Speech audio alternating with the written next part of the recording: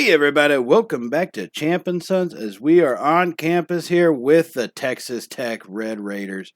And we are now 4-2 on the season. We have definitely got some things going our way at the moment. Now, we do have a game against Big 12 foe Baylor. I think with the way we're playing, this should be a pretty decent game. It should be fairly easy for us. But as always, before that, we're going to take a quick look at recruiting and try to see where we stand with some guys, others that we are that far behind on. Not a whole lot of point of keeping them. Now, Michael Williams, the cornerback, we're fourth.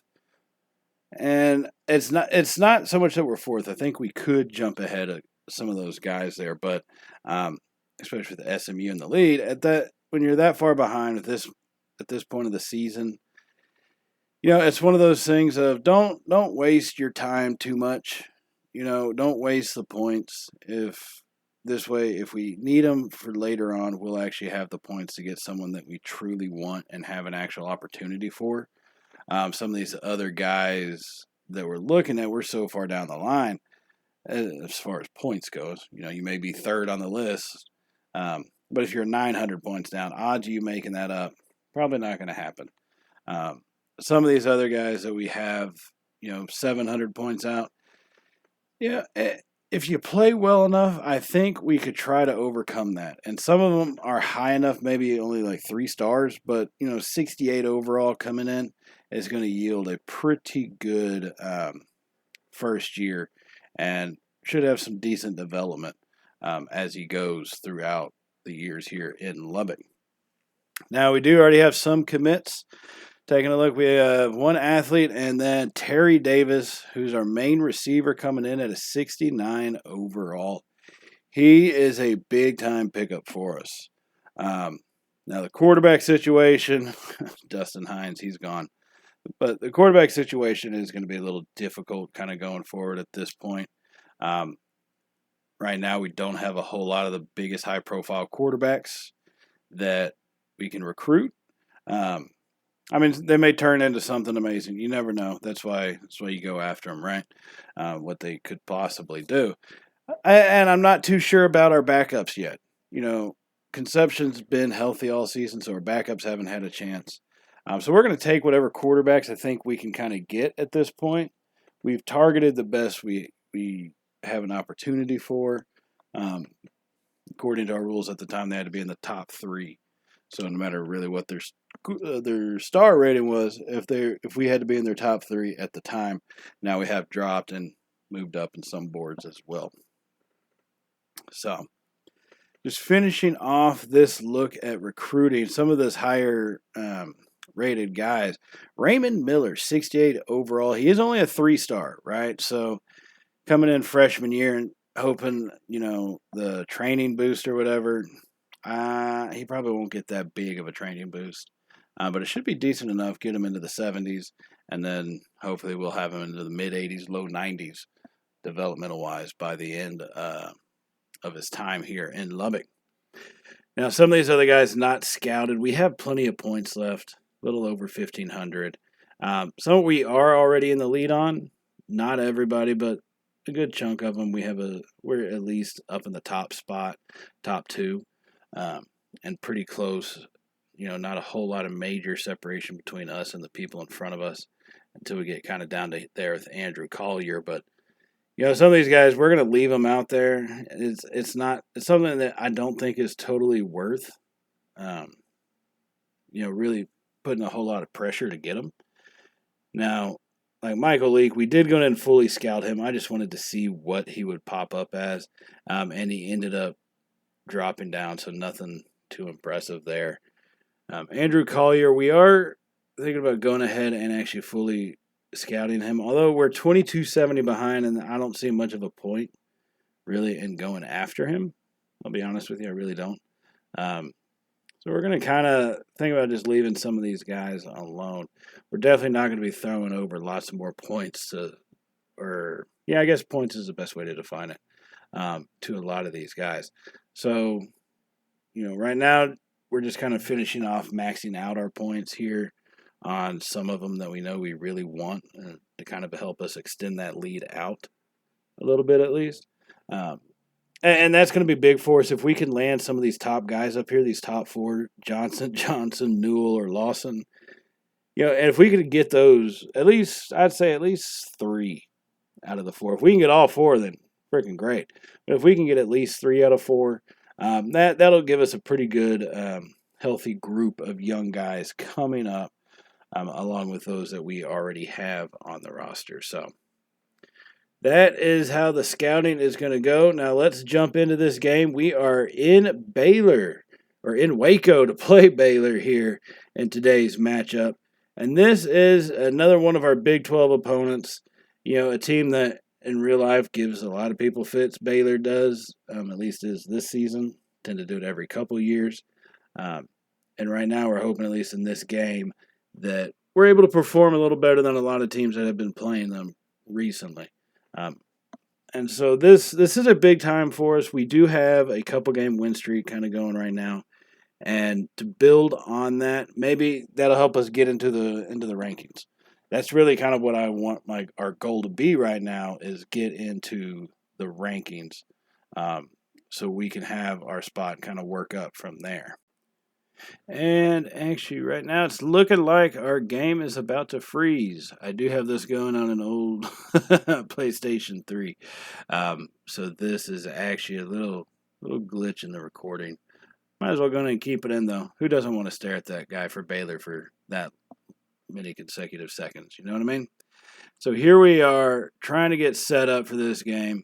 And this is at Floyd Casey Stadium in Waco, Texas, as we are taking on the Baylor Bears. And we're going to go ahead and start this at the opening kickoff here, as we will be returning it. It looks like Mueller's going to get his shot. He's down the right side, cuts it out, got a blocker. He's got space. Mueller inside. He's back down the sideline. He's going to score to the 15, 10, 5. Get your guns up. Oh, my goodness. Oh, baby. Oh, baby. Mueller all the way about 100 yards for that touchdown. Wow. What a way to get this game going with an early 7-0 lead. I got to like to see that fire in our guys right there. Now, after stopping Baylor, we will have possession again, and this time we get a good pass over to Chad McMillan for 25 yards over the middle of the field, as we are moving already. And it doesn't look like Baylor's defense is going to be giving us too much of a trouble today, as it has been kind of easy going since the kickoff return for the touchdown to start this one. Now Conception's coming out in a pistol formation. He's going to hand it off to Weber up the middle. Big hole up the middle, but it does close down relatively quickly, stopping him after a gain of only 6 yards. And that brings up a 2nd and 4 here for the Red Raider offense, as we are at the Baylor about 22-yard line. Now Conception's going to be in a shotgun formation, 3 receiver set. Oh, and he does hand it off to Weber to the left. He's going to lower his shoulder and get down for the first down, all the way to about the 13-yard line, give or take on that one, as Weber now has 15 yards on his 2 rushes so far this afternoon. So we will continue this drive at the 13 as we come back to the line in a shotgun formation, 3 receiver set again, or 4 receivers actually. And Conception stands tall, throws it, McMillan for the diving catch, touchdown Tech. Oh my goodness, oh baby, what a throw and catch. Wow, Conception put it up over the middle of that zone. And McMillan just went up, laid out for the ball, and was able to come down with it. Got right past that linebacker in the zone covered, and then we throw it up to him, and he makes the great catch on that. Well done, young sir. So now at the 14-0 lead, Baylor's going to have the ball back once again, trying to make something happen here. As I do hand it off to the right side, and we're going to bring him down relatively quickly. Jeff Hall is your Baylor running back today, as he picks up 2 yards on that little scamper. And Baylor is going to be going quick, as they do have 3 receivers out there and a tight end and a running back. And they come to the line, they get set. Leonard hands it off to Hall up the middle once again, and he's going to be brought down after a gain of 3 yards. This Red Raider defensive line is standing up pretty decent so far.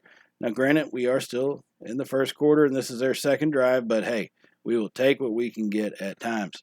Now Leonard with the snap, scans the field, rolls out to his right, under pressure. He's going to fumble. Armstrong picks it up. He's into the end zone. Get your guns up. Oh, my goodness. Oh, baby. Oh, baby.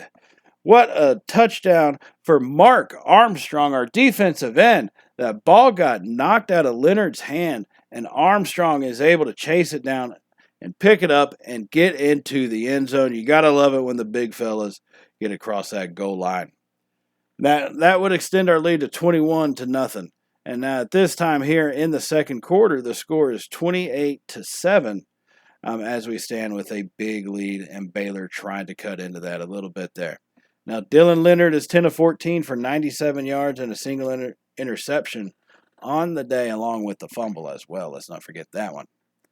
And so here he comes trying to redeem himself for his interception. Leonard rolls to the right. He's going to get brought down, and that's going to be for 0 yards. He rolled to the right and didn't have anybody, so he pulled the ball and tried to scramble, but he is brought down quickly for a no gain on that play.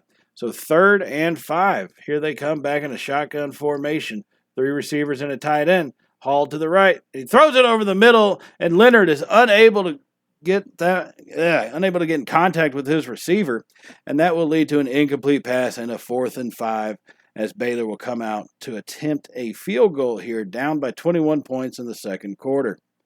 And they come up with it, and Baylor will boot it straight through, and that's going to make the score 28-10 here in favor of our Red Raiders. And this has been a heck of a game for us so far.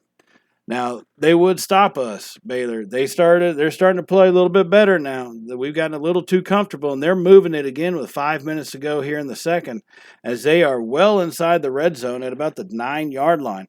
Now, Tyson Singletary on our defensive line will bust through coming off that left edge to bring Hall down in the backfield for a 2-yard loss. So Baylor has been pushed out to the 11-yard line, with making it a 2nd and goal for 11 yards. Now, the score is still 28-10 in our favor, but Baylor is trying to be a thorn in our side as we run right past him. Thought he was going to maybe toss it, but he pulls it down and he's going to pick up 2 yards. Now, Dylan Leonard has rushed the ball 5 times for 72 yards on the day.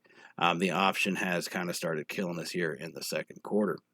So, 3rd and goal now from the 9. Leonard getting the play from the sideline. He gets the snap, scans over the field, bring the pressure, drops it off early on the screen pass, it looked like, and that one is going to fall incomplete, and that will bring up a 4th and goal here for the Baylor Bear offense, as it looks like they're going to try to kick a field goal here from, it'll be about a 26-yarder from when it's all said and done, and they will boot that one through once again. So the score is now 28-13 in our favor. Now, taking a look at what's going on around the nation, Army somehow making it to number 6 in the nation, is leading Air Force right now, 21-17 in the third quarter, but that is probably way closer than what the 8-0 Army would like that score to be. So here we are as we get back to the game. About 1 minute to go in the second, and Baylor's actually gotten the ball back at their 2. We did punt the ball away to them, but they have 1 minute to try to make something happen. And they keep breaking free, and that's going to be brought down for safety. Jeff Hall started bouncing to the left and kept bouncing off guys, and finally Bell is able to bring him down. And look at that, makes a cut, just kept getting hit. Great effort by Hall. I mean, he broke multiple tackles, but that is going to knock him down in the end zone for a safety. And the score is now 30-13 here with 1 minute to go in the second quarter still. And now this is going to be our onside, or not onside, but safety kick return. Mueller, he's going to grab it at about the 30, cut left, found some space up the middle. Mueller, he's going to break free. Again, 15, 10, 5. Mueller into the end zone. Get your guns up. Oh, my goodness. Oh, baby. Oh, baby. Curtis Mueller, for the second time today, returns a kick into the end zone for a touchdown. And we will now take the lead in this one, 37-13 in the first half. And another little score update, ladies and gentlemen. Air Force has moved ahead of Army with the touchdown. And so here we come back into this game. Baylor, we did stop them easy. Their offense is being about as ineffective as you can Imagine. And they're going to punt it away to Poole, who starts out on the left side, has some space, cuts it back to the right, comes back again. Don't tell me Poole's going to do it too. 20, 10, 5, touchdown. Get your guns up. Oh, my goodness. Oh, baby. Oh, baby. Poole with the punt return for the touchdown. I think that's our first this season. What a time to make that happen, as this game is starting to get a little bit out of hand. As we see a little later in the third quarter, we are leading 51-13 now, as it has just opened up with Brian Poole going across the end zone for a touchdown. He has come in for Ryan Weber. Ryan Weber's gotten a little shaken up in this one, so he is out for now. And we're going to make that kick through the middle, and that's going to make the score 58-13. And you know what? We're going to call it right there. Mercy him. I mean, I'm just kidding. We do obviously finish out the game, but we basically kind of shut everything down from that point. And, you know, what a great way to finish that one. Get another notch in the belt, have another win, and that's what we need to continue to go on here in this season. Now, this does remind me to let y'all know to go in and subscribe to Champ and Sons if you have not already. And definitely give us a thumbs up if you did like today's video, as it does help out the channel, and we greatly appreciate everything that y'all do for us here at Champ and Sons. So the final score does end up being 65-20, with a couple more scores basically added by both teams in garbage time. What a way to win. Keep this streak alive, and we're going to carry this into the next episode at Iowa State. And so I do hope to see all of y'all there in that next one. Thanks for joining us today. And as y'all know, stay safe, and, well, y'all know how it goes, right? Later, y'all.